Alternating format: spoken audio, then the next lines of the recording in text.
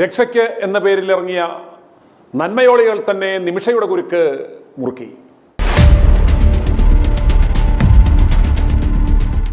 സാമൂഹിക പ്രതിബദ്ധത എന്ന വ്യാജേന ധനസഹായം പിരിച്ച് ഉപജീവനം കഴിയുകയും അതിലൽപ്പം ഇരകൾക്ക് കൊടുക്കുകയും ചെയ്യുന്ന നമ്മുടെ നാട്ടിലെ പല നന്മമരങ്ങളെയും നമ്മൾ കണ്ടിട്ടുണ്ട്. അത്യാവശ്യം ജനശ്രദ്ധ കിട്ടുന്ന കേസുകളിൽ കയറി പിടിച്ചാൽ ആവശ്യത്തിന് കാശും മാധ്യമശ്രദ്ധയും കിട്ടും എന്ന് മനസ്സിലാക്കി ഇതൊരു വ്യവസായമായി കൊണ്ടു നടക്കുന്ന നന്മമരങ്ങളും നമ്മുടെ നാട്ടിൽ കുറവല്ല. ഇത്തരം വിഷയങ്ങൾ ജനങ്ങളുടെ മുന്നിലെത്തിച്ച് വൈറലാക്കി 50-100 കോടി രൂപ ദിവസങ്ങൾക്കുള്ളിൽ പുഷ്പം പോലെ ഇവിടെ നിന്ന് പിരിച്ചെടുക്കാനും സാധിച്ചിട്ടുണ്ട്. അതിനുള്ള ചെറിയ 2 ഉദാഹരണങ്ങളാണ് സൗദി അറേബ്യയിലെ ജയിലിൽ കിടന്നിരുന്ന അബ്ദുൾ റഹീമിന് ജയിൽ മോചനത്തിനായി 30 കോടി ആവശ്യപ്പെട്ടപ്പോൾ 50 കോടി ജനങ്ങൾ പിരിച്ചു കൊടുത്തത്.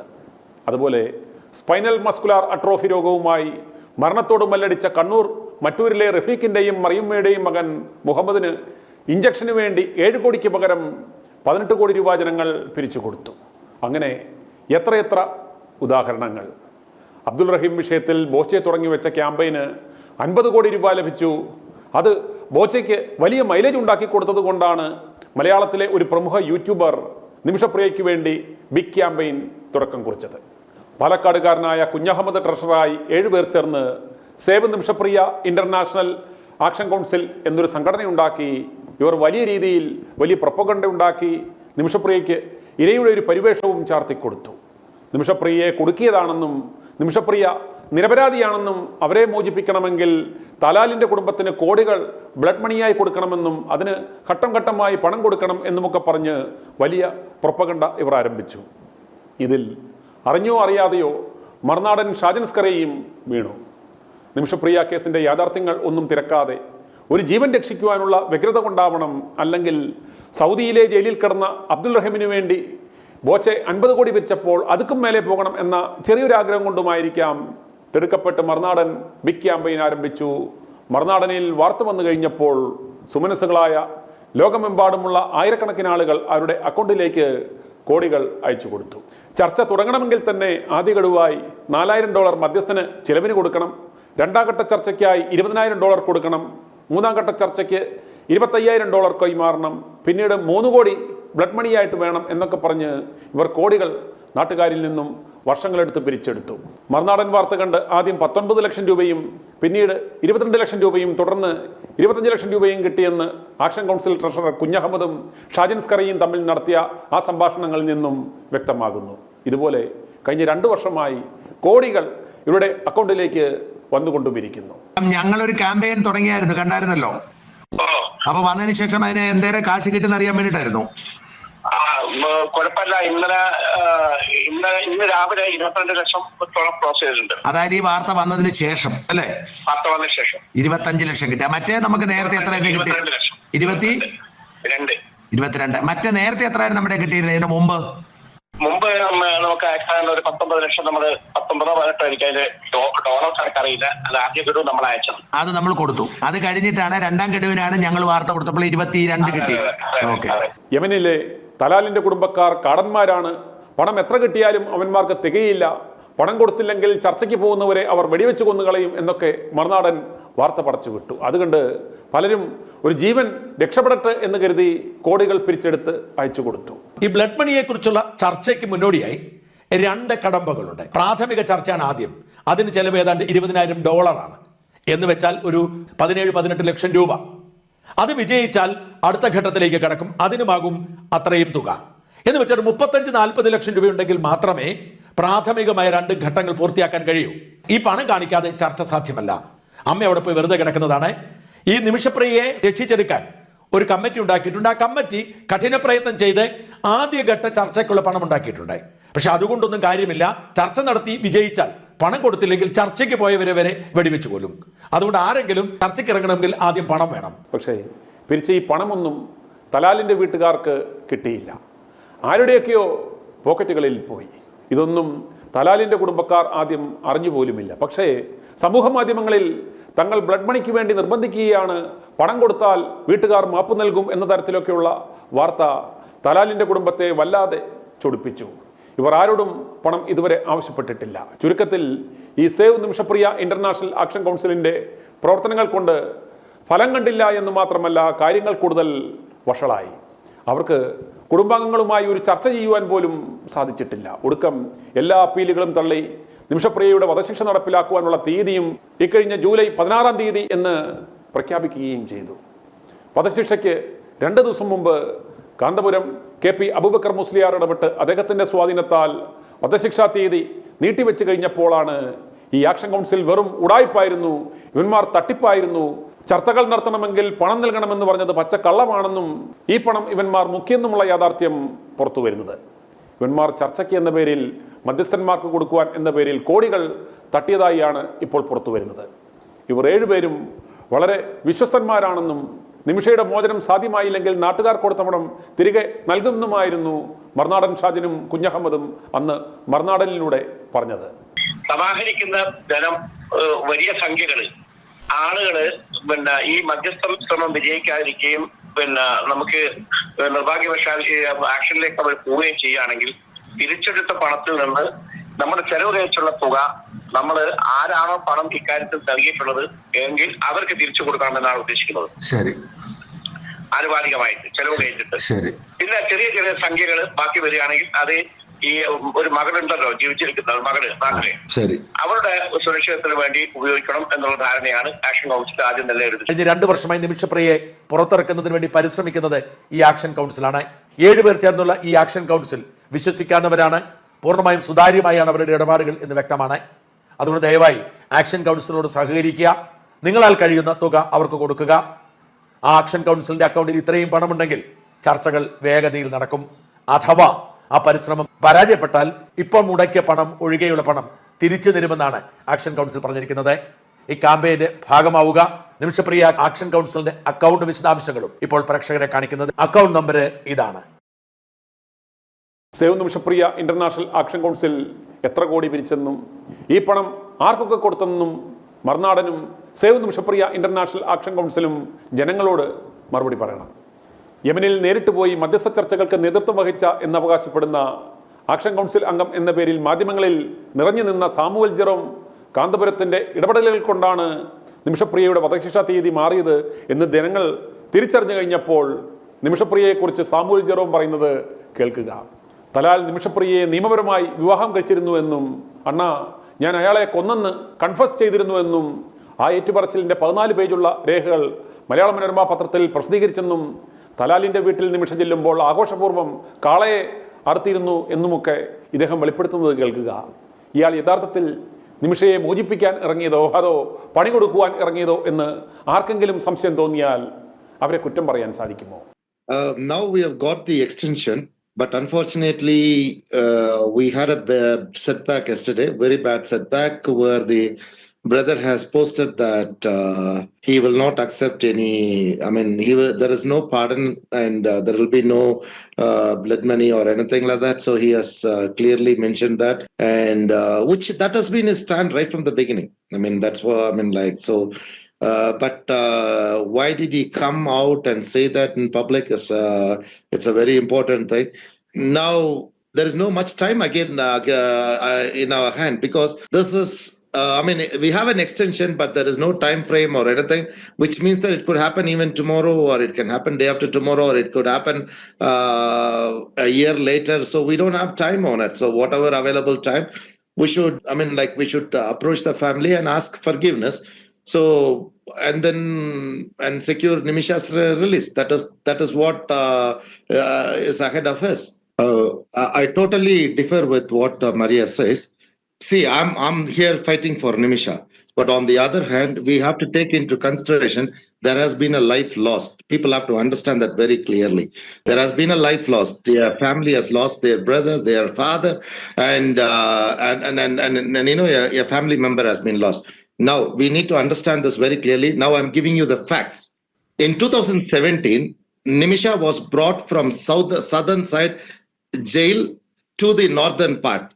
I don't want to go into details. This was done by the family themselves, the victim's family themselves, because in the south side, this trial was not going to be tried. So the family spent all the money, did all the legal, and legally they were bringing her And the first time, I mean, how did I mean, a Yemeni social worker called me and said, asked my help. That is how I got involved into that. Then I sent a message to General VK Singh on WhatsApp, and he called me and he asked me what to be done. Yeah, I said that this lady has to be brought to due legal thing. Then because of the government, our Indian government gave a letter, and that letter was given to the Al-Houthi government, and she was brought to Sana for legal, and that's why she is alive. So having said that, the first time Nimisha called me, the first time, and the first word she told me was, Na avana konnu kalanju. This is the first word she told me. I told her, please, I am here to help you. I don't care. I am not a God to judge you. I don't care whether you did it or you did not do it. That's not my problem. But however, whatever you want to write it. And there is a 14-page letter which Nimisha wrote, which in 2017 I published it through Manorama. I still have the copy. If people want, I can give. Now, let's come to the facts. Okay. I've gone through all the police reports.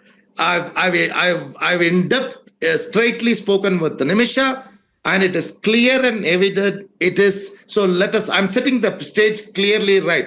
It is a very heinous crime. Now, why would a Yemeni go and kill their own person to support an Indian? Just this is the story is very nice, like for movie, but that is not the fact. What happened? You have to understand that. Not only that. When she escaped to Sana, she intentionally went to the uncle's house. She came on a car and she went to uncle's house, but she did not go into the house. She went to another house. When police investigated, they took the uncle. This uncle did not even know what happened. The uncle of Talal's family. They put him in jail for 3 months. So she was, I'll tell you something. People have to understand. She was, this was an hardened criminal act. People have to understand this. But why am I don't want an Indian to die in a foreign land. So I'm just getting into this. But the facts should not be mingled. Facts should not be the thing. And the father, when I went to ask pardon from the father, he said, whenever she comes to my house, the father means, the father-in-law, here it's a very big tradition. They cut a bull whenever, which means that's a very big ceremony. So whenever she came to that house, they cut the bull and they celebrated it. She was like a queen in that house. And I've confirmed legally with legal sources, her marriage to Talal was a legally done marriage. So, even in the court, it has been proved and all those things. Some of the documents that I don't want to go into details, but the marriage was a legal marriage with the consent of Nimisha. So people have to understand these are the facts. I'm putting it. I'm here to support Nimisha and to save her. But the facts cannot be misread here, because everywhere in India, people are talking bad about that Talal's family. No, you have to understand they are the first victims. So we have to keep the things right, and then we can have this discussion. അതുപോലെ നിമിഷ നിരപരാധിയാണ്. കൂട്ടുകാരിയും സഹപ്രവർത്തകയുമായിരുന്ന ഹനാനാണ് തലാലിനെ അറുത്തുമുറിച്ചത്. സെക്യൂരിറ്റിയാണ് വലിച്ചിഴച്ച് കൊണ്ടുപോയത് എന്ന തരത്തിൽ നിമിഷയുടെ കൂട്ടുകാരി കൃപാമരിയ മാധ്യമങ്ങളിലൂടെ നടത്തിയ വെളിപ്പെടുത്തലുകളും തലാലിന്റെ കുടുംബത്തെയും ഗോത്രത്തെയും പ്രകോപിപ്പിച്ചു എന്നാണ് വിവരം. ആ വീഡിയോ കാണുക. എന്റെ നിമിഷപ്രിയയെ കുറിച്ച് പറയുകയാണെങ്കിൽ, ഞാൻ 2021 ലൈവ് ഒക്കെ ഇട്ട് വിങ്സ് കേരള പറഞ്ഞിട്ടാണ് സൂം മീറ്റിംഗ് നടത്തി നിമിഷയോട് നേരിട്ട്, അതായത് സൂമിലൂടെ ഞാൻ സംസാരിച്ച് ഒരു ക്ലാരിഫിക്കേഷൻ വരുത്തി എല്ലാം എഴുതി വെച്ച് ഉറപ്പായതിനു ശേഷമാണ് ഞാൻ ലൈവ് ഇട്ടത്. അപ്പൊ അന്ന് നിമിഷപ്രിയ പറഞ്ഞ കുറച്ച് കാര്യങ്ങളെ ഞാൻ അന്ന് ലൈവിൽ ശക്തമായിട്ട് പുറത്തേക്ക് കൊണ്ടുവരികയും നമുക്ക് അത് പ്രകാരം അവര് കുറച്ച് കാര്യങ്ങൾ മുന്നോട്ട് വെക്കുകയും അതനുസരിച്ചിട്ടുള്ള കാര്യങ്ങളിലേക്ക് അഡ്വക്കേറ്റ് ആയാലും അവരുടേതായ പ്രതിനിധികളും നമ്മുടെ ഗവൺമെന്റും ഒക്കെ പരിശ്രമിച്ച് നമുക്ക് സ്റ്റേ മേടിക്കാൻ പറ്റിയിരുന്നു. അതിനുശേഷം പിന്നെ ഞാൻ അധികം ഇത് ലൈവ് അവർക്ക് കൊടുക്കാറില്ല അവരെ കുറിച്ച്. പക്ഷെ രണ്ടാമത് ഇപ്പൊ അവള് സംസാരിക്കാറുണ്ട്, എനിക്ക് അന്ന് തുടങ്ങി മെസ്സേജസ് ഒക്കെ പാസ് ചെയ്യാറുണ്ടായിരുന്നു. അപ്പോൾ അന്ന് സംസാരിച്ച ആ ഒരു ഇത് ഇവിടെ ഞാൻ റിപ്പീറ്റ് ചെയ്യാൻ ആഗ്രഹിക്കുകയാണ്. ഇത് നിമിഷപ്രിയയ്ക്ക് ഒരു രക്ഷപ്പെടാനുള്ള പഴുതാണെങ്കിൽ ദൈവം സഹായിക്കട്ടെ എന്ന് എന്നെ പ്രാർത്ഥിക്കുകയും കൂടിയും ചെയ്യാണ്. എല്ലാവരും അതിന് പോസിറ്റീവായിട്ട് സപ്പോർട്ട് ചെയ്യുക, നെഗറ്റീവ് കമന്റുകൾ ഉപേക്ഷിക്കുക. പ്രത്യേകിച്ച് വിദേശത്ത് നിൽക്കുന്ന സ്ത്രീകളുടെ ബുദ്ധിമുട്ടുകൾ പെങ്ങള് എന്ന രീതിയിൽ കണ്ട് കമന്റ്സുകൾ നെഗറ്റീവായിട്ടുള്ളത് ഒഴിവാക്കാം. ഓക്കെ, എനിക്ക് പറയാനുള്ളത് നിമിഷപ്രിയ തലാലായിട്ടുള്ള കണക്ഷനില്, അതായത് അവരുടെ ഇതിൽ ജോലി ചെയ്തുകൊണ്ടിരിക്കുമ്പോൾ നിമിഷപ്രിയോട് ഒരു ക്ലിനിക്ക് തുടങ്ങണമെന്ന് ആവശ്യപ്പെടാം. ഇവർ രണ്ടുപേരും കൂടി തീരുമാനിക്കുന്നു. അപ്പൊ ഹോസ്പിറ്റലിലെ ഓണറായിരിക്കുന്ന ഒരു വ്യക്തി പറഞ്ഞു നമുക്ക് ഷെയർ ഇട്ട് ചെയ്യുന്നതായിരിക്കും നല്ലത്. അപ്പൊ വിഹിതം എടുക്കുന്നതിനനുസരിച്ചിട്ട് അത് 3:3:3 എന്ന അനുപാതത്തിൽ എടുക്കാന്നുള്ള കരാർ ഒപ്പിടാനാണ് അവർ തീരുമാനിച്ചത്. അതിൽ 34 ലക്ഷം രൂപയാണ് നിമിഷപ്രിയ നമ്മൾക്ക് കൊടുക്കേണ്ടതെന്നാണ് പറഞ്ഞത്. അപ്പോ നിമിഷപ്രിയ ഓക്കെ പറഞ്ഞു. ഭർത്താവ് അതിനുള്ള കാര്യങ്ങൾ ചെയ്യാൻ പൈസ കൊടുക്കാനും നിമിഷപ്രിയയുടെ കയ്യിൽ കൊടുത്തു വിട്ടു എന്നുള്ള ഒരിതാണ് അന്ന് എന്നോട് പറഞ്ഞത്. പിന്നെ ഇവര് ഒപ്പിടാൻ സമയത്ത് ഇതില് എന്തോ ഒരു മൈനസ് ആയിട്ടുള്ള, അതായത് നെഗറ്റീവ് ആയിട്ടുള്ള ഒരു കാര്യം കണ്ടു. 3:6 ആയി മാറണ്. 3:3 നമ്മുടെ 2:3, അതായത് നിമിഷപ്രിയയുടെ 3 തലാലിന്റെ 3 തലാൽ എഴുതി മേടിക്കുന്ന ഒരു അവസ്ഥയിലേക്ക് വരികയാണ് ചെയ്യുന്നത്. അപ്പോൾ അവൾക്കൊരു ഡൗട്ട് തോന്നിയിരുന്നു.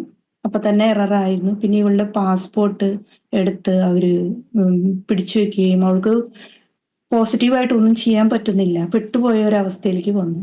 അപ്പോൾ ഇവൾക്ക് ചതി പറ്റിയിട്ടുണ്ടെന്ന് മനസ്സിലായി. ചതി എന്ന് പറഞ്ഞാൽ അവരുടെ അതിൽ ഉൾപ്പെട്ടു പോയി. അവരെ യമന്റെ നിയമങ്ങൾ അറിയാലോ, കൊന്നുകളയുന്നുള്ള, ഇവളെ ഒരുപാട് ടോർച്ചർ ചെയ്യുക.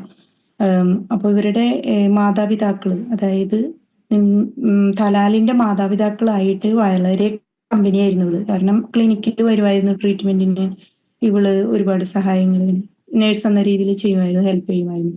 അതുകൊണ്ട് വളരെ ഇഷ്ടമായിരുന്നു. അപ്പൊ ഞാൻ ചോദിച്ചു, ഈ പാസ്പോർട്ട് പിടിച്ചു വെച്ചപ്പോ നിനക്ക് ആ മാതാപിതാക്കളോട് പറയാമായിരുന്നില്ലേ എന്ന് ചോദിച്ചിരുന്നു. അപ്പൊ അവള് പറഞ്ഞു, ഞാൻ അവരോട് പറയാൻ വേണ്ടി ഒരു ദിവസം പോയിരുന്നു. പോയി കഴിഞ്ഞു കഴിഞ്ഞപ്പോ അവര് അവരുടെ സഹോദരനാണ് ഉണ്ടായത്. അപ്പൊ അവരെ വിവാഹം കഴിക്കാൻ വേണ്ടിയിട്ട്, അതായത് തലാലിനെ കൊണ്ട് വിവാഹം കഴിക്കാൻ വേണ്ടിയിട്ട് അവളവിടെ ബന്ദിയാക്കണ രീതിയിലാക്കി. അപ്പൊ അവൾക്ക് പുറത്തേക്ക് വരാനോ അങ്ങനെ ഒരു പ്രത്യേകിച്ച് ഒരു സാഹചര്യത്തിലേക്ക് വരാനോ നമുക്ക് പുറത്തു വന്ന് പറയാനോ പാസ്പോർട്ട് കിട്ടിയുമില്ല. അങ്ങനെ കൈ പിടിച്ച് കൊടുക്കുക എന്നൊരു ചടങ്ങ് പോലെ അവരവിടെ നടത്തി എന്നാണ് അന്ന് പറഞ്ഞത്. പക്ഷെ അവൾക്ക് ഒന്നും ചെയ്യാൻ പറ്റില്ല. അവളെ ശരിക്കും ടോർച്ചറിങ്. ദെൻ അത് കഴിഞ്ഞ് പിന്നത്തെ ഇത് വരുന്നത് ഇവരുടെ ഒരു ഈ ടോർച്ചറിങ്ങും ഇതൊക്കെ ഇവളുടെ കൂട്ടുകാരിയായ ഹനാൻ കാണുന്നുണ്ടല്ലോ. ഇവര് ഷെയർ ചെയ്യുമായിരുന്നു, ഫ്രണ്ട്സ് എന്ന നിലയിൽ ഉപരി താമസിക്കുന്നത് ഒരുമിച്ചാണ് തോന്നുന്നു. അപ്പോ ആ ഇതിൽ തന്നെ അപ്പോ അവരോട് ഷെയർ ചെയ്തു. പിന്നെ ഈ വാച്ച്മാനോട് ഷെയർ ചെയ്തു. ഷെയർ ചെയ്തപ്പോ വാച്ച്മാൻ പറഞ്ഞു, നിങ്ങൾ പറ്റുകയാണെങ്കിൽ അവനെ ഒന്ന് അൺകോൺഷ്യസ് രീതിയിലാക്കിയിട്ട് എനിക്ക് തന്നു കഴിഞ്ഞാൽ ഞാൻ എന്തെങ്കിലും ഒരു കാര്യം ചെയ്തേക്കാം എന്നുള്ള രീതിയിൽ ഇവളെ പ്രോത്സാഹിപ്പിക്കുക ചെയ്തത്.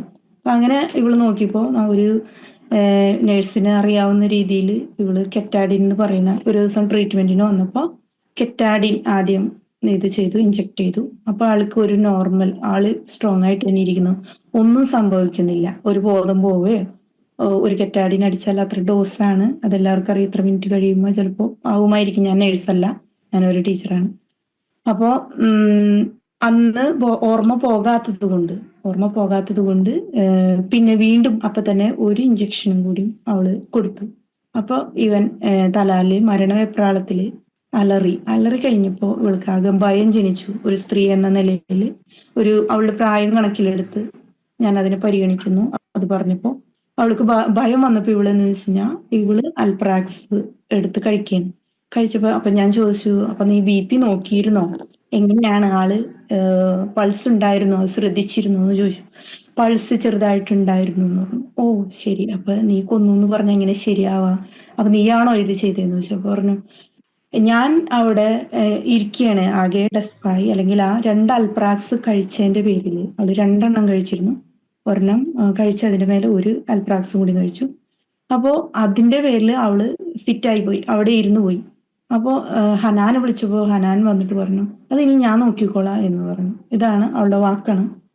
അത് കഴിഞ്ഞപ്പോ പിന്നെ ഇവള് ആകെ ഒരു അബ്നോർമൽ സ്റ്റേജിലേക്ക് പോകണമെന്ന് വെച്ചാൽ അൽപ്രാക്സിൻ കഴിച്ചവർക്ക് അറിയാൻ പറ്റും, 2 എണ്ണം കഴിച്ചു നോക്കുക പരിചയം വേണമെങ്കിൽ. അപ്പൊ അറിയാൻ പറ്റും ആ സ്ത്രീയുടെ ഒരു ഭയമുള്ള ഒരവസ്ഥ, ഒരാളുടെ മരണപ്പെട്ടു എന്ന് ഉൾബോധം വിശ്വസിപ്പിക്കുന്ന ഒരവസ്ഥയും പിന്നെ ഈ മരുന്നും ഇതും രണ്ടും കൂടിയാകുമ്പോൾ ഒരു മനുഷ്യൻ അനുഭവിക്കുന്ന ഒരവസ്ഥയെ ചിന്തിച്ചു നോക്കുക. അതിനോട് ഞാൻ യോജിക്കുന്നു, കാരണം ആ അവസ്ഥയെ. അപ്പോൾ അവള് അവിടെ ഇരുന്നു. അപ്പൊ ഹനാനാണ് പിന്നെ ഇതിന് ബാക്കിയുള്ള കാര്യങ്ങളൊക്കെ ചെയ്തേക്കണത്. അപ്പൊ ഞാൻ ചോദിച്ചു, ഈ ഹനാനാണ് ആളെ പീസാക്കിയെന്നുണ്ടെങ്കിൽ പിന്നെ നീ എങ്ങനെ കൊലപാതകയാവും? ഞാൻ ചോദിച്ചൊരു ചോദ്യമാണ്.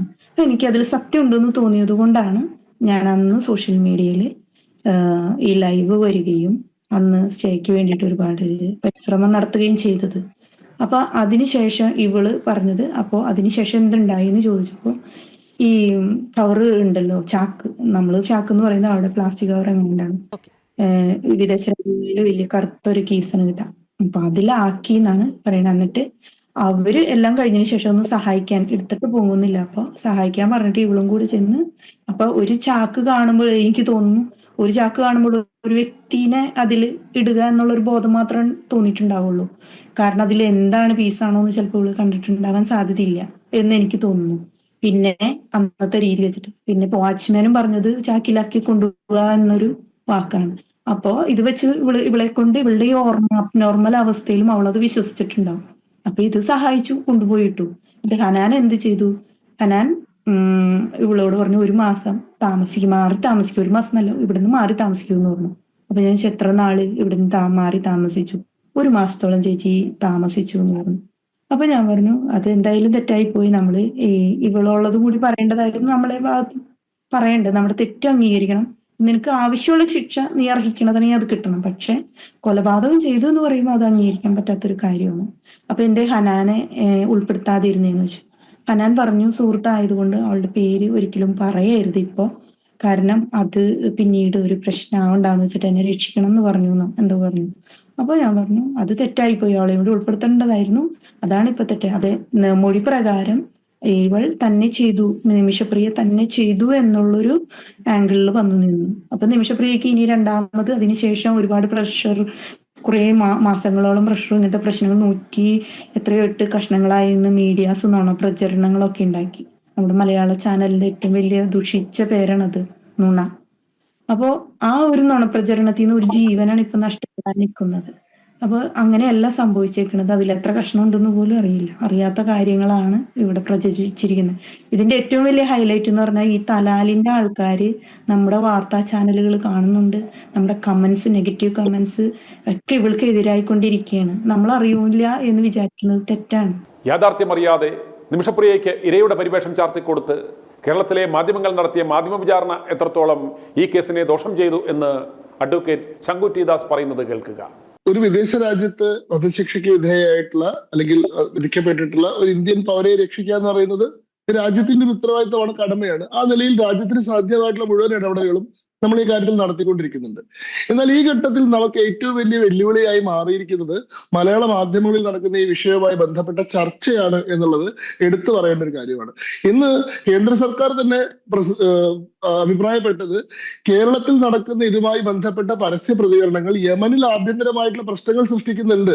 ഈ അബ്ദുൽ തലാലിന്റെ കുടുംബത്തിൽ ഉൾപ്പെടെ അവരെ ഭയങ്കരമായിട്ട് ആന്റഗണൈസ് ചെയ്യുന്ന തരത്തിൽ ഈ തലാലിനെ വളരെ മോശക്കാരനായിട്ടുള്ള, എന്തുകൊണ്ടും കൊല്ലപ്പെടാൻ യോഗ്യനായിരുന്ന, മയക്കുമരുന്നിന് അടിമയായിരുന്ന ഒരു വളരെ മോശം മനുഷ്യൻ എന്നുള്ള രീതിയിലൊക്കെ ഇവിടുത്തെ മാധ്യമങ്ങൾ ചിത്രീകരിക്കുന്നതും നിമിഷപ്രിയയുടെ ഇന്നസെൻസിനെ സംബന്ധിച്ച് എന്താ പറയുക, വല്ലാത്ത കഥകൾ പ്രചരിപ്പിക്കുന്നതും ഒക്കെ അവിടെ യഥാർത്ഥത്തിൽ ആ കുടുംബത്തെ കൂടി വിശ്വാസത്തിൽ എടുത്തുകൊണ്ട് നടക്കേണ്ട ഒരു പ്രോസസ്സിനെ അട്ടിമറിക്കുകയാണ് ചെയ്യുന്നത്.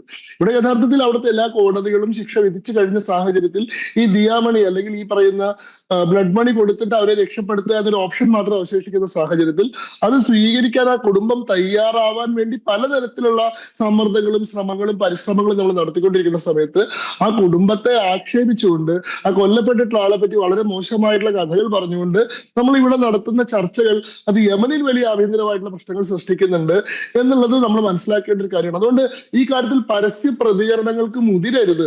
ഈ കാര്യത്തിൽ എന്തെങ്കിലും ഒരു തീരുമാനം നമുക്ക് അനുകൂലമായിട്ടുള്ള വളരെ പോസിറ്റീവായിട്ടുള്ള ഒരു തീരുമാനം ഉണ്ടാവുന്നത് വരെ ഈ വിഷയത്തിൽ ഒരു സ്ട്രാറ്റജിക് ആയിട്ടുള്ള സൈലൻസ് കീപ്പ് ചെയ്യുന്നതാണ് നല്ലത് എന്നുള്ളതാണ് കേന്ദ്ര സർക്കാരിന്റെ അഭിപ്രായമായിട്ട് നമ്മൾ ഇന്ന് കണ്ടിട്ടുള്ളത്. ഈ കാര്യത്തിൽ പ്രധാനമായിട്ടും 3 കാര്യങ്ങളാണ് നമുക്ക് മനസ്സിലാക്കേണ്ടതുള്ളത്. ഇവിടെ നമ്മൾ ഈ ചർച്ച ചെയ്യുന്ന സാഹചര്യം ഇവിടെ എല്ലാവരും ചർച്ചയിൽ പറഞ്ഞിട്ടുണ്ടാവും. ഒന്ന്, യമന്റെ ആഭ്യന്തരമായിട്ടുള്ള സാഹചര്യം നമ്മൾ പരിഗണിക്കേണ്ടതുണ്ട്. രണ്ട്, നിമിഷപ്രിയ ഉൾപ്പെട്ടിട്ടുള്ള ഈ കേസിന്റെ ഫാക്ട്സിനെ നമ്മൾ പരിശോധിക്കേണ്ടതുണ്ട്. ആ കേസിനെ എങ്ങനെയാണ് യമനിലെ നിയമം പരിഗണിക്കുന്നത് എന്ന് നമ്മൾ പരിഗണിക്കേണ്ടതുണ്ട്. പിന്നീട് ഈ പറഞ്ഞതുപോലെ അവിടുത്തെ ഗോത്രസഭകൾ, ഈ പറയുന്ന ട്രൈബൽ കൗൺസിൽസ്, ഉർഫുകൾ, ഇവരുടെ അധികാരങ്ങളെ സംബന്ധിച്ച് നമ്മൾ മനസ്സിലാക്കേണ്ടതുണ്ട്. ഈ ഇപ്പൊ നടന്നുകൊണ്ടിരിക്കുന്ന ഈ പ്രൊസീഡിങ്സിലൊന്നും ഈ പറയുന്ന ചിത്രത്തിലുള്ള പല ആളുകൾക്കും ഇടപെടാനുള്ള അവസരം ഉണ്ടായിട്ടില്ല എന്നുള്ളതാണ് യാഥാർത്ഥ്യം. എന്ന് കരുതിയിട്ട് അവരുടെ ഇടപെടൽ ആവശ്യമില്ല എന്നുള്ളതല്ല. അവരുടെ ഇടപെടൽ ഒരു പക്ഷെ അടുത്ത ഘട്ടത്തിലായിരിക്കും ആവശ്യം വരിക. ആ ഘട്ടമാവുന്നതിന് മുൻപേ തന്നെ നമ്മൾ വളരെ അമിതാവേശം കാണിക്കുന്നതും അതുമായി ബന്ധപ്പെട്ട് സ്വന്തം ഭാവനയിൽ നിന്ന് വാർത്തകൾ നിർമ്മിച്ച് അത് പ്രചരിപ്പിക്കുന്നതും എല്ലാം യഥാർത്ഥത്തിൽ കേസിന് ഗുണപരമായിട്ടല്ല, ആ കേസിന് ദോഷകരമായിട്ടാണ്. ഇന്നിപ്പോ നോക്കൂ, ആ കുടുംബത്തിലെ ഒരു അംഗം സോഷ്യൽ മീഡിയയിലൂടെ പ്രതികരിക്കുന്ന സാഹചര്യം ഉണ്ടായി. ഇത്രയും കാലം അവർ ഈ കാര്യത്തെ പറ്റി പരസ്യമായിട്ട് പ്രതികരിക്കുന്ന ഒരു അവസ്ഥ ഉണ്ടായിട്ടില്ല. ഇപ്പൊ അവരുടെ മേലെ വന്നിട്ടുള്ള പ്രഷറാണ്. കാരണം എന്താ, ഇന്നലേക്ക് കേരളത്തിൽ വന്നിട്ടുള്ള വാർത്ത, കുടുംബം ലെഡ്മണി സ്വീകരിക്കാൻ തയ്യാറായി, നിമിഷപ്രിയയുടെ മോചനത്തിനുള്ള വഴി ഒരുങ്ങുന്നു, ഏത് നിമിഷവും മോചിക്കപ്പെടും എന്നാണ്. ഇത് വരുമ്പോ എന്താ സംഭവിക്കുക വെച്ചാൽ, അവിടുത്തെ ഈ പറയുന്ന ട്രൈബൽ കൗൺസിലുകൾ, ഈ അൽ മഹദി എന്ന് പറയുന്ന ട്രൈബൽ കൗൺസിലുകൾ ഈ കുടുംബത്തിന്റെ മുകളിൽ പ്രഷർ എക്സേർട്ട് ചെയ്യാൻ തുടങ്ങും. നിങ്ങൾ ആരോട് ചോദിച്ചിട്ടാണ് ഇവരെ മോചിപ്പിക്കാൻ തയ്യാറായത്? നിങ്ങൾ പണം മേടിക്കാമെന്ന് സമ്മതിച്ചിട്ടുണ്ടോ? അങ്ങനെ പണം മേടിച്ച് ഇവരെ മോചിപ്പിച്ചാൽ ഇവർക്ക് പിന്നെ അവിടെ ജീവനോടെ ഇരിക്കാൻ കഴിയാത്ത അവസ്ഥയുണ്ടാവും. അപ്പോ സ്വന്തം സുരക്ഷിതത്വം കൂടി മുൻനിർത്തിക്കൊണ്ടാണ് ആ കുടുംബം ഇപ്പൊ വന്നിട്ട് ഞങ്ങൾ ഒരു നിലയ്ക്കും ഇവർക്ക് മോചനം കൊടുക്കാൻ തയ്യാറല്ല എന്ന് പ്രഖ്യാപിക്കുന്നത് മനസ്സിലാക്കേണ്ടതുണ്ട്. അപ്പൊ ഈ കാര്യത്തിൽ കേരളത്തിലുള്ള മാധ്യമങ്ങൾ കാണിക്കുന്ന അമിതാവേശം കേസിനെ മോശമായിട്ടാണ് ബാധിക്കുന്നത്. നോക്കൂ, കേന്ദ്ര സർക്കാരിന്റെ നയതന്ത്ര ഇടപെടലുകളെ സംബന്ധിച്ച് പറയാൻ നമുക്ക് പരിമിതിയുണ്ട്. നമ്മൾ പല തരത്തിലുള്ള ബാക്ക്ഡോർ ആയിട്ടുള്ള നെഗോസിയേഷൻസ് ശ്രമിക്കുന്നുണ്ട്. പക്ഷെ അതെല്ലാം നമുക്ക് പൊതുവേദികളിൽ പറയാൻ സാധിക്കില്ല. നിങ്ങൾക്ക് എല്ലാവർക്കും അറിയുന്നത് പോലെ യമൻ എന്ന് പറയുന്നത് ഒരു വ്യവസ്ഥാപിതമായിട്ടുള്ള ഭരണകൂടമുള്ള രാജ്യമല്ല. നയതന്ത്രപരമായിട്ടുള്ള ഇടപെടൽ നടത്താൻ അവിടെ ഒരു നയതന്ത്ര കാര്യാലയം പോലും നമുക്ക് നിലവിൽ പ്രവർത്തിക്കുന്നില്ല. 2014 ശേഷം 2015 മാർച്ചോടുകൂടി ഒരു ഫുൾ ബ്ലോൺ ആയിട്ടുള്ള സിവിൽ വാർ നടന്നുകൊണ്ടിരിക്കുന്ന സ്ഥലമാണ് യമൻ. നമ്മൾ ആ സമയത്ത് ഇന്ത്യയുടെ മുഴുവൻ പൗരന്മാരെയും, നിമിഷപ്രിയ എന്ന് പറയുന്ന ഒരു വ്യക്തിയല്ല, 4600 ഇന്ത്യൻ പൗരന്മാരെയാണ് ഓപ്പറേഷൻ റാഹത്ത് എന്ന് പറയുന്ന ഓപ്പറേഷന്റെ ഭാഗമായിട്ട് ഇന്ത്യ അവിടെ നിന്ന് ഇവാക്യുവേറ്റ് ചെയ്തത്. ഇന്ത്യൻ പൗരന്മാരെ മാത്രമല്ല, ഏതാണ്ട് 1000 വിദേശ പൗരന്മാരെ കൂടി, 41 രാജ്യങ്ങളിൽ നിന്നുള്ള 960 വിദേശ പൗരന്മാരെ കൂടി നമ്മൾ ആ സമയത്ത് ഇവാക്യുവേറ്റ് ചെയ്തിട്ടുണ്ട്. ആ സമയത്ത് ഇന്ത്യ നടത്തിയിട്ടുള്ള നയതന്ത്ര ഇടപെടൽ കൊണ്ട് ഒരേ സമയം സൗദിയും ഇറാനും ഒരു ഘട്ടത്തിൽ സീസ്ഫയർ പ്രഖ്യാപിക്കുകയും ഇന്ത്യയുടെ സിവിലിയൻസ് ആയിട്ടുള്ള, ഇന്ത്യയുടെ സിറ്റിസൺസ് ആയിട്ടുള്ള ആളുകൾക്ക് ഒരു സേഫ് പാസേജ് കൊടുക്കുകയും ചെയ്തിട്ടുണ്ട്. അങ്ങനെ വാർട്ടോഡ് ആയിട്ടുള്ള സിവിൽ വാർ കൊണ്ട് കലഹിച്ച് നിൽക്കുന്ന ഒരു സ്ഥലത്ത് പോലും ഇന്ത്യക്ക് അവരുടെ നയതന്ത്രപരമായിട്ടുള്ള ചാനൽസ് ഉപയോഗിക്കാൻ സാധിച്ചിട്ടുണ്ട്. പക്ഷേ ഈ ചാനൽസ് എന്താ നമ്മൾ വെളിപ്പെടുത്തി കഴിഞ്ഞാൽ നാളെ പിന്നീട് നമുക്കത് ഉപയോഗിക്കാൻ കഴിയാത്ത സാഹചര്യം വരും. ഇവരുടെ സുപ്രീം പൊളിറ്റിക്കൽ കൗൺസിലിന്റെ ഉള്ളിലായിക്കോട്ടെ, ഇവരുടെ പ്രസിഡൻഷ്യൽ കൗൺസിലിന്റെ ഉള്ളിലായിക്കോട്ടെ, ഇന്ത്യയുടെ പ്രോ ഇന്ത്യൻ സെന്റിമെന്റ്സ് ഉള്ള നമുക്ക് ഉപയോഗിക്കാൻ കഴിയുന്ന നമ്മുടെ ആളുകളുണ്ട്. പക്ഷെ ആ പേരുകളൊന്നും നമുക്ക് ഒരു ഘട്ടത്തിലും വെളിപ്പെടുത്താൻ കഴിയില്ല എന്നുള്ളത് ഒരു പ്രായോഗികമായിട്ടുള്ള സാഹചര്യമാണ്. രണ്ടാമത്തെ കാര്യം, അവിടെ യമനിലുള്ള അവിടുത്തെ ഒരു ആഭ്യന്തര സാഹചര്യം നമ്മൾ മനസ്സിലാക്കണം. ഈ ക്യാപിറ്റൽ ഓഫ് സന, ഈ ക്യാപിറ്റൽ അവിടെ എന്താ പറയാ, ഹാദിയുടെ നേതൃത്വത്തിലുള്ള ഗവൺമെന്റാണ്, അബ്ദുറബൽ ഹാദിയുടെ നേതൃത്വത്തിലുള്ള ഗവൺമെന്റാണ് 2014 വരെ ഉണ്ടായിരുന്നത്. ഇതിനെതിരെയാണ് ഈ ഹൗത്തി റിബലുകളുടെ നേതൃത്വത്തിൽ, അബ്ദുള്ള അൽ സലയുടെ നേതൃത്വത്തിലുള്ള ഹൗത്തി റിബലുകൾ വലിയ ആക്രമണം നടത്തുന്നു. ആദ്യഘട്ടത്തിൽ വളരെ വേഗത്തിൽ തന്നെ ഇറാന്റെ പ്രദേശങ്ങൾ മുഴുവൻ ഒരു പിടിച്ചടക്കുന്ന സാഹചര്യം ഉണ്ടായി. എന്നാൽ ഈ സല കൊല്ലപ്പെട്ടതിന് ശേഷം എന്ത് സംഭവിച്ചു എന്ന് വെച്ചാൽ, ഈ സലയുടെ ആളുകളും ഈ ഹൗത്തികളും തമ്മിൽ തന്നെ സംഘർഷം ഉണ്ടായി. 2017 മുതൽ ബാറ്റിൽ ഓഫ് സന എന്നുള്ള പേരിൽ ഈ വിമതന്മാർക്കിടയിൽ തന്നെ 2 ഗ്രൂപ്പുകളായിട്ടുള്ള ഗംഭീരമായിട്ടുള്ള കലാപം ഉണ്ടായി.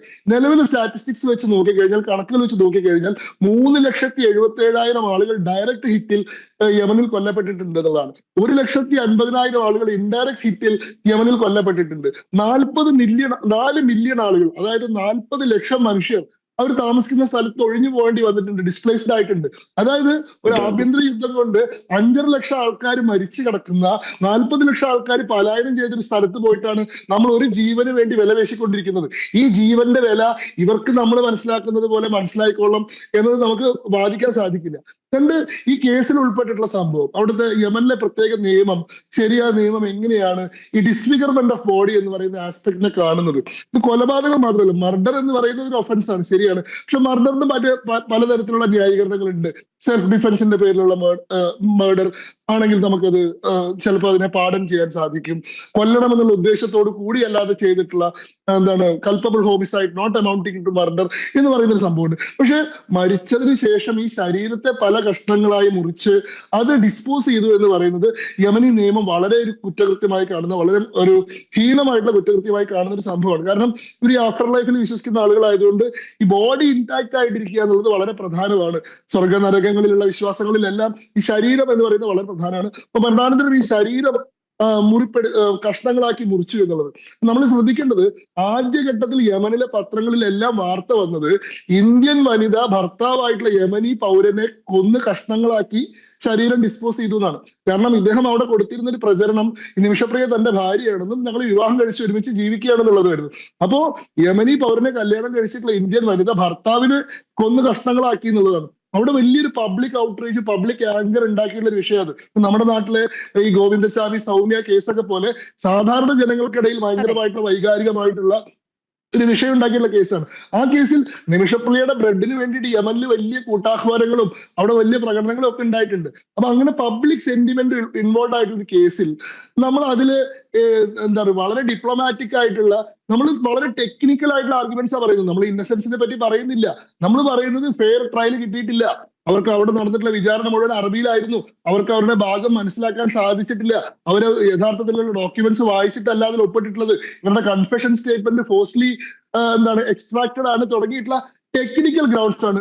ഫെയർ ട്രയൽ അല്ല എന്നുള്ളതാണ്. അതല്ലാതെ നിമിഷപ്രിയ നിരപരാധിയാണെന്നും ഈ പറയുന്ന തലാൽ അൽ മെഹദി എന്തുകൊണ്ടും കൊല്ലപ്പെടാൻ യോഗ്യരായിരുന്ന ഒരാളാണെന്നുള്ള വാദം നമുക്ക് അവിടെ ഉന്നയിക്കാൻ സാധിക്കില്ല. അങ്ങനെ ഉന്നയിക്കുന്നത് യഥാർത്ഥത്തിൽ ആ കേസിനെ ഭയങ്കരമായിട്ട് ദോഷകരമായിട്ടാണ് ബാധിക്കുക. അവിടുത്തെ ട്രയലിൽ ആദ്യത്തെ 2018 കോടതി ശിക്ഷിച്ച്, 2020 വീണ്ടും അപ്പീൽ കോടതി ശിക്ഷിച്ച്, 2022 അവിടുത്തെ നാഷണൽ ജുഡീഷ്യൽ കൗൺസിൽ എന്ന് പറയുന്ന സുപ്രീം കോടതി ശിക്ഷിച്ച്, 2024 ഡിസംബർ ആയപ്പോഴേക്കും അവിടുത്തെ നിലവിലെ പ്രസിഡന്റ് ആയിട്ടുള്ള റാഷിദ് അൽ ആലിമി ഈ ദയാഹർജി തള്ളിയിട്ടുള്ള ഒരു കേസിൽ നമ്മൾ നടത്തുന്നത് വളരെ ഹ്യൂമാനിറ്റേറിയൻ ആയിട്ടുള്ള ഒരു മനുഷ്യന്റെ ജീവൻ എങ്ങനെയെങ്കിലും തിരിച്ചു കിട്ടാൻ വേണ്ടിയിട്ടുള്ള വളരെ നയതന്ത്രപരമായിട്ടുള്ള ഇടപെടലാണ്. ആ ഇടപെടല് അവിടുത്തെ നിയമം എങ്ങനെ കാണുന്നു എന്നുള്ളത് വളരെ പ്രധാനമാണ്. ഏറ്റവും അവസാനത്തെ പ്രധാനമായ കാര്യം ഈ പറഞ്ഞ പോലെ ട്രൈബൽ നിയമങ്ങൾ. അവിടുത്തെ ഈ അൽ മഹദി എന്ന് പറയുന്ന വിഭാഗം അത് തങ്ങളുടെ ഗോത്രത്തിന് നേരെ നടന്നിട്ടുള്ള ഒരു അതിക്രമമായിട്ട്, ഒരു അഭിമാന പ്രശ്നമായിട്ടുമാണ് അവരിത് കണക്കാക്കുന്നത്. അതുകൊണ്ട് ഒരു നിലയ്ക്ക് ഇവരെ വിട്ടുകൊടുക്കാൻ അവർ തയ്യാറാവുന്നില്ല. ഇവരെ പറഞ്ഞ് ബോധ്യപ്പെടുത്താനാണ് നമുക്ക് ഈ പറയുന്ന ആളുകളുടെ ആവശ്യമുള്ളത്. ഇപ്പോ സുപ്രീം കോടതിയിൽ കേന്ദ്ര സർക്കാരിന് വേണ്ടി ഹാജരായിട്ടുള്ള അഡ്വക്കേറ്റ് ജനറൽ വെങ്കട്ടരമണ പറഞ്ഞ ഒരു കാര്യം, നമ്മൾ അവിടുത്തെ ഇൻഫ്ലുവൻഷ്യൽ ആയിട്ടുള്ള ഒരു ഷെയ്ഖിന്റെ സഹായം ആവശ്യപ്പെട്ടിട്ടുണ്ട്. ഈ പറയുന്ന സുപ്രീം പൊളിറ്റിക്കൽ കൗൺസിലിലെ അംഗമായിട്ടുള്ള, പറയുമ്പോൾ അവിടെ ഷിയ ഭരണകൂടമാണെങ്കിൽ പോലും ഷിയ ഭരണകൂടത്തോടും ടേംസ് സംസാരിക്കാൻ ശേഷിയുള്ള സൂഫി വിഭാഗത്തിൽപ്പെടുന്ന ഒരു ഇൻഫ്ലുവൻഷ്യൽ ആയിട്ടുള്ള ഷെയ്ഖിന്റെ സഹായം നമ്മൾ ആവശ്യപ്പെട്ടിട്ടുണ്ട്. അങ്ങനെയുള്ള പല ആളുകളെയും നമ്മൾ ഉപയോഗിച്ചിട്ടുണ്ട്. ചുരുക്കം പറഞ്ഞാൽ പലതരം മുതലെടുപ്പ് ലക്ഷ്യങ്ങളോടെ ഇറങ്ങിയ നന്മയോളികളുടെ പ്രവർത്തനം കൊണ്ട് നിമിഷപ്രിയയുടെ കുരുക്ക് മുറുകി എന്ന് ചുരുക്കം. ഇനി പുറത്തു വരേണ്ടുന്നത് ഈ ആക്ഷൻ കൗൺസിലുകാർ എന്ന ഉടായ്പന്മാർ എത്ര കോടി ഈ നാമത്തിൽ പിരിച്ചു, അത് ആർക്കെല്ലാം കൊടുത്തു എന്നാണ്. അതുപോലെ മറുനാടൻ്റെയും സേവ് നിമിഷപ്രിയ ഇന്റർനാഷണൽ ആക്ഷൻ കൗൺസിലിൻ്റെയും ചുമതലയാണ് പണം നൽകിയ ജനങ്ങളുടെ തുകകൾ തിരികെ കൊടുക്കുക എന്നത്. i2i ന്യൂസ് ഈ വിഷയത്തിൽ ആത്മസംയമനം പാലിക്കുവാൻ കാരണം ഇതാണ്. തലാലിനെ നിമിഷയും ഭർത്താവും കേരളത്തിൽ കൊണ്ടുവന്ന് സ്വന്തം വീട്ടിൽ താമസിപ്പിച്ചു, നാട് ചുറ്റി കാണിച്ചു. തലാലിനെ നിമിഷ ഔദ്യോഗികമായി വിവാഹവും കഴിച്ചിരുന്നു എന്ന് നിമിഷ തന്നെ വെളിപ്പെടുത്തിയതാണ്. വല്ലവൻ്റെയും കൂടെ താമസിക്കുവാനും അനുവദിച്ച് സ്വന്തം ഭാര്യയെ വല്ലവൻ്റെയും കൂടെ വിട്ടിട്ട് ഇപ്പോൾ നിലവിളിച്ചിട്ട് കാര്യമുണ്ടോ? ഉപ്പ് തിന്നവൻ വെള്ളം കുടിക്കുക തന്നെ വേണം. ഇന്നലെ നൽകിയ വാർത്തകൾ കണ്ട് പലരും എന്നോട് ചോദിച്ചു, തൻ്റെ ഭാര്യയ്ക്കോ സഹോദരിക്കോ ആണ് ഈ അവസ്ഥ വരുന്നതെങ്കിലോ എന്ന്. എൻ്റെ ഭാര്യയോ കൂടപ്പുറപ്പുകളോ ആണ് ഇത് ചെയ്തതെങ്കിലും എൻ്റെ നിലപാട് ഇത് തന്നെയായിരിക്കും. കൊന്നുകളഞ്ഞേക്ക് എന്ന് ഞാൻ തന്നെ പറയും. പിന്നെ എൻ്റെ ഭാര്യയെ ഇതുപോലെ വിട്ടിട്ട് ജീവിക്കേണ്ടുന്ന ഗതികേടുള്ള ഒരു ഭർത്താവല്ല ഞാൻ. എൻ്റെ കുടുംബത്തെ അല്ലല്ലാതെ പോറ്റുവാൻ പ്രാപ്തനുമാണ് ഞാൻ. i2i News, an eye for truth. i2i News subscribe ചെയ്തിട്ടില്ലാത്തവർ ഇപ്പോൾ തന്നെ സബ്സ്ക്രൈബ് ചെയ്യുക. നോട്ടിഫിക്കേഷൻ ലഭിക്കുവാൻ ബെൽ ബട്ടണും അമർത്തുക.